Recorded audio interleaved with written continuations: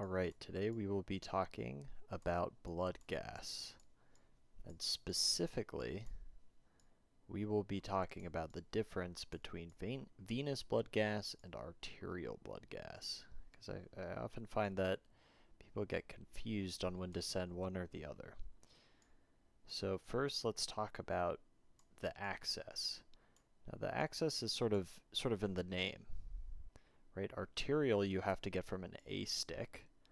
So that will require you to go to bedside to get an A stick from the patient, usually done at the radial artery.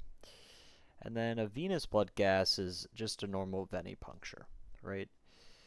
And the data you'll get from both of these gases is you'll get a pH, you will get a PCO2, and you will get an O2 and a lactate, okay?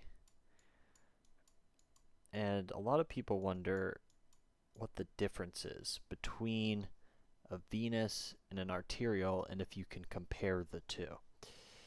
Now, for a venous blood gas, a normal range would be 7.4. That would be normal. And when you compare it to an arterial blood gas, the pH is slightly higher, 0.02 to 0.04 higher than in the venous.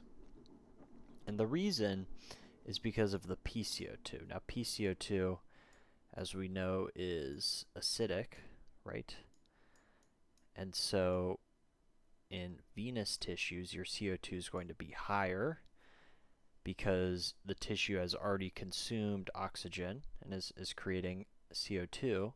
So that's why on the arterial side, your CO2 will be -3 to -8 compared to your venous blood gas. Now, when we're talking about oxygen, right, you can't compare the two. You cannot compare the two. And then when we're talking about lactate in an arterial blood gas, this is slightly lower than in a venous blood gas. It is 0.15 lower than in a venous. But a lot of people wonder, why do you choose one or the other? And the important thing to remember is that an arterial blood gas is to assess for oxygenation, right?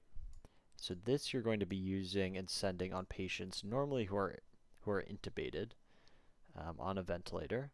And so you really want to be looking at oxygen on an arterial blood gas.